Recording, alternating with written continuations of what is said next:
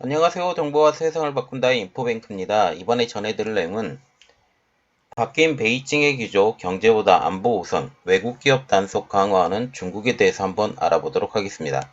여러분의 구독, 좋아요, 그리고 필요하시면 알람 설정까지 부탁드리겠습니다.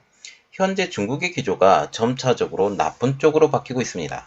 이전에는 중국의 정책이 경제 성장을 위주로 시행했다면 이제 경제 성장을 저해하더라도 안보를 우선시한다라는 느낌을 지울 수 없습니다.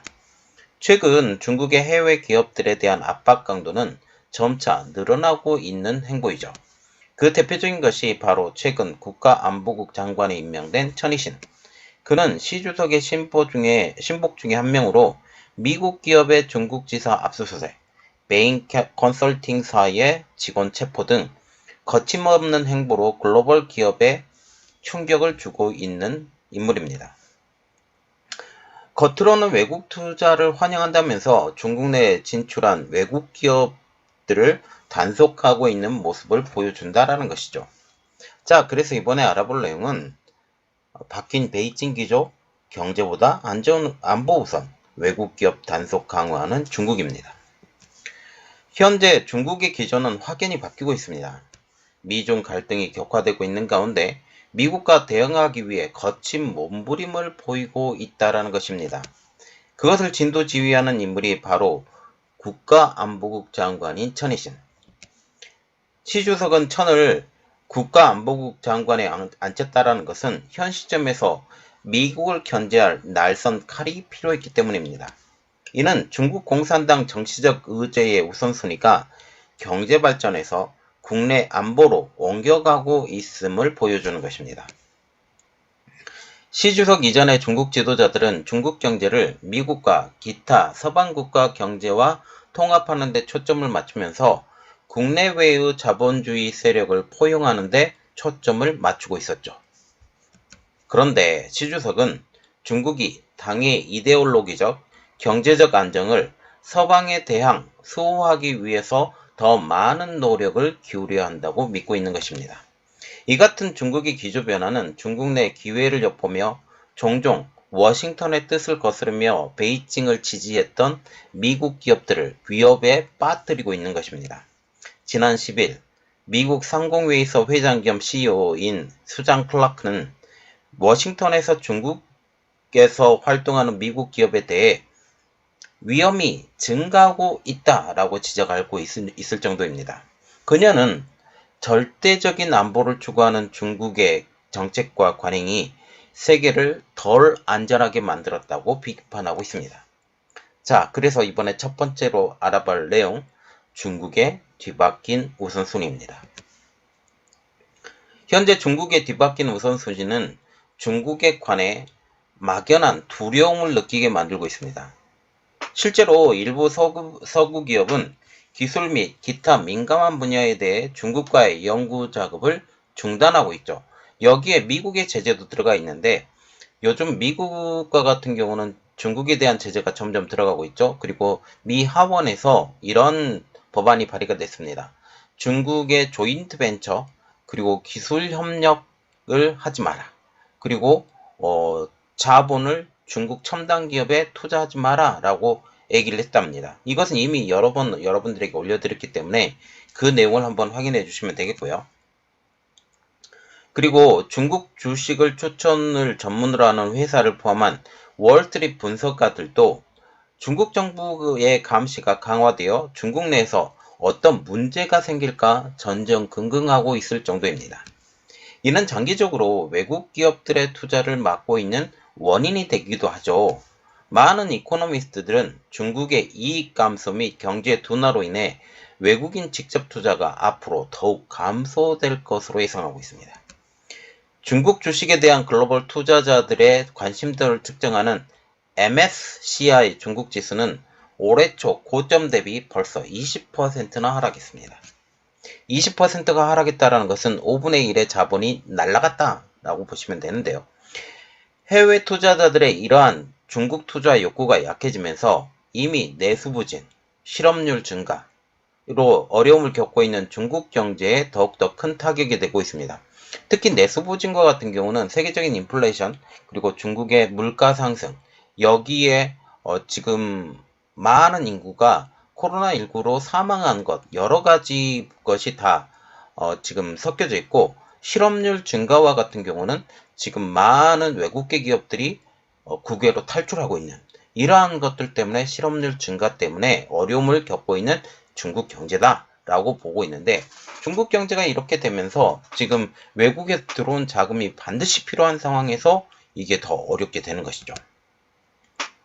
일부 전문가들은 보안관이라고 불리는 보안 관리들이 중국의 기술 능력을 향상시키기 위해서 중국 권력을 사용하겠다라고 생각하는 시 주석의 믿음을 공유하며 서구의 모든 것을 좋지 않게 보는 경향이 있다고 비판하고 있습니다.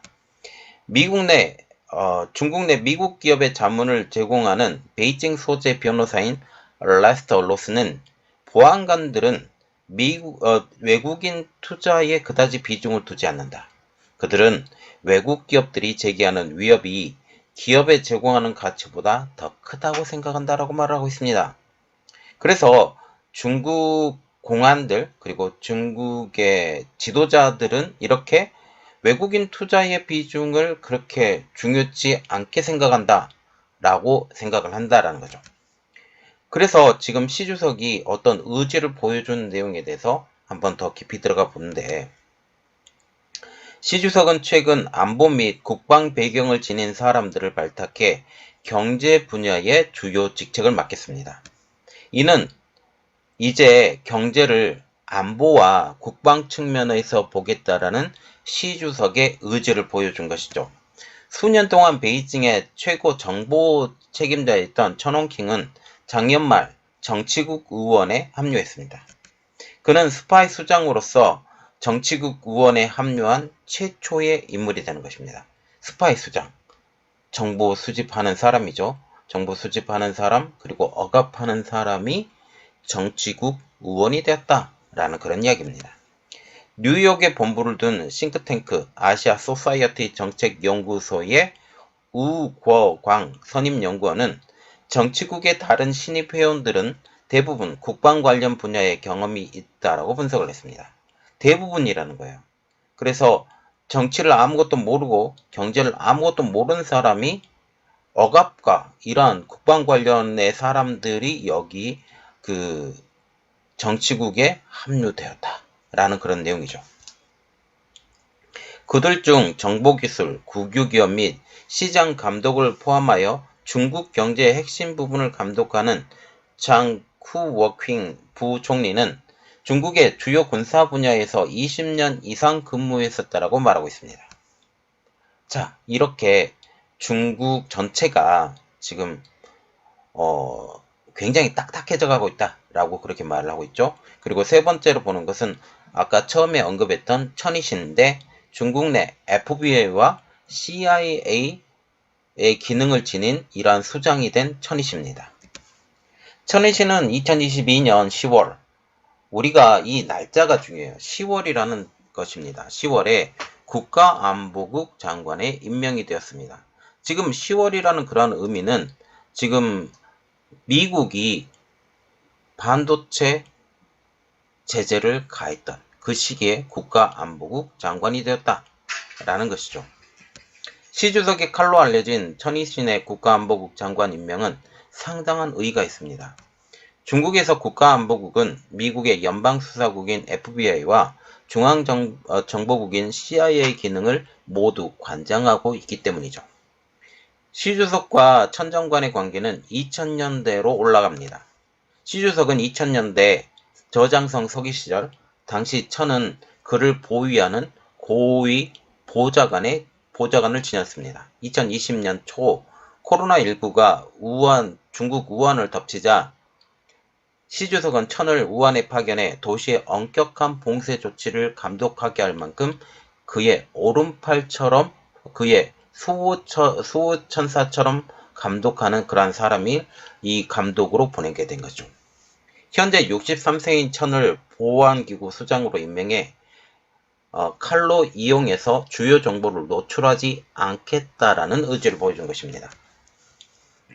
천이 보안 업무를 맡기 전까지만 해도 서구의 컨설팅 회사들은 중국 내 정보 수집에 사실상 별다른 규제를 받지 않았습니다.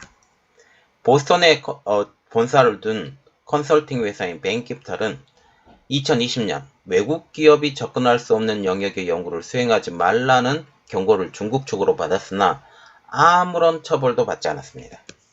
당시 시 주석은 조사가 충분하게 진행되지 않았다라고 분노하고 있는 것으로 알려지고 있죠. 미국의 대중대제는 해가 갈수록 강해지고 있고 중국 제조 2025에 대한 미국 첨단 기술 판매가 더욱더 엄격해지면서 시 주석의 결의는 더욱 엄격해졌다라고 분석되고 있습니다. 지난 10월 미국의 반도체 장비와 소재 수출 제한 및 인력에 대한 제한을 시행했고 최근에는 미 하원에서 중국에 대한 조인트 벤처 및 기술 이전에 대한 법률이 상정되고 있습니다. 자, 그리고 이러한 여러 가지 측면으로 볼 때 지금 중국은 강하게 반발하고 있다. 이 내용을 조금 깊이 들어가 보도록 하겠습니다. 이러한 미국의 정책, 특히 반도체에 대한 정책은 그리고 첨단 기술의 정책에 대해서 중국은 강하게 반발하고 있습니다. 이제 중국의 정보를 유출하지 않는 깜깜이 정책으로 말이죠. 즉 이제부터는 서방 업체들이 중국에 투자하려면 깜깜이 투자를 해야 하는 지경까지 이르게 된 것입니다. 보안관, 즉 국가안보부를 이끄는 확장된 외국 기업의 조사를 뒷받침하기 위해 중국 최고의 입법부는 4월 말 중국의 방첩법을 확대하여 보안당국이 간첩 혐의자의 수화물과 전자장치를 검사할 수 있도록 하는 권한을 부여했습니다. 그래서 법을 바꿔서 지금 외국 기업들을 내사하겠다라는 그런 내용이죠. 관영 신화통신도 4월 14일자 기사에서 중국의 인권 관행과 기술 발전에 대한 소란을 일으켜 중국의 국가안보를 위협하는 기업으로 해외 컨설팅 및 조사 회사를 지목했습니다. 자, 해외 컨설팅 회사, 이 조사 회사를 지목을 한 가장 큰 이유는 딱 하나예요. 중국의 모든 것들을 조사하면서 미국으로 이러한 중국의 모든 정보들을 빼나간다 라고 생각을 하고 있는 것이죠.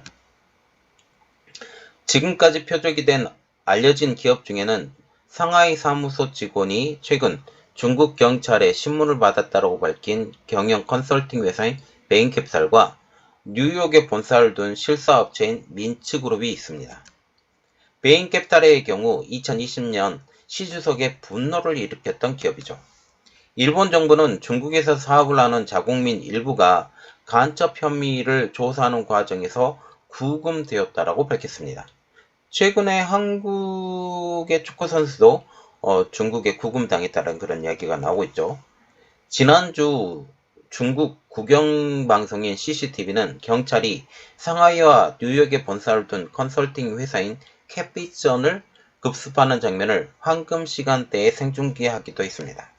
지난 5월 8일 방영된 15분짜리 프로그램에서 주요 뉴스 방송사는 현재 소감 중인 정체불명의 국영기업 전직 연구원이 캡비전 직원들로부터 돈을 받고 정고용주의 비용과 이익과 같은 정보를 제공하도록 권유받았다고 실토하는 화면을 내보이기도 했습니다. 자, 이러한 여러 가지 측면으로 볼 때 중국은 점점 더 투자의 매력을 잃어가고 있는 나라. 그런데 그럼에도 불구하고 중국은 투자를 권유하고 있는 나라임에도 불구하고 이렇게 매력을 잃어가고 있는 중국에 대해서 좀 더 깊이 알아보도록 하겠습니다. 3월 말 시 주석이 직접 선택한 새 총리인 리창은 전 세계 기업인과 정치인에게 외국인 투자를 환영한다라고 말을 했습니다. 4월 정치국 회의의 공식 성명은 구체적인 조치를 발표하진 않았지만 외자 유치 노력을 강화하겠다라고 약속했죠. 그러나 중국 정부의 최근 행보를 지켜본 외국인들은 중국에 대한 투자 의욕을 잃어가고 있습니다. 덩 샤오핑은 흑묘 백묘론을 부르짖으며 검은 고양이건 흰 고양이건 쥐만 잘 잡으면 된다라는 입장이었습니다. 그러나 시진핑과 같은 경우는 흰색과 검은색을 철저히 구분하려 합니다. 이 때문에 많은 기업들이 중국을 벗어나고 있으며 이는 중국을 더욱더 매력없는 국가로 만들고 있습니다. 자, 여러분 이번 내용은 여기까지 하는데 중국이 점점 더 투자에 매력이 없는 기업, 국가, 그리고 특히 정보를 통제를 하면서 이제는 깜깜이 투자를 할 수밖에 없는, 그리고 전체적으로 그전에도 많은 것을 분석하지 못했지만 더 분석할 수 없는 국가로 만들어가고 있습니다. 이 때문에 중국 제조 2025 여러 가지 측면으로 볼 때 미국은 더욱더 강하게 누를 것이고 중국은 더욱더 반발하는 이런 일들이 계속 벌어질 것 같습니다. 이번 내용은 여기까지 하겠습니다. 저희 내용이 여러분들에게 도움이 됐다고 생각을 하시면 구독, 좋아요, 그리고 필요하시면 알람 설정까지 부탁드리겠습니다. 감사합니다.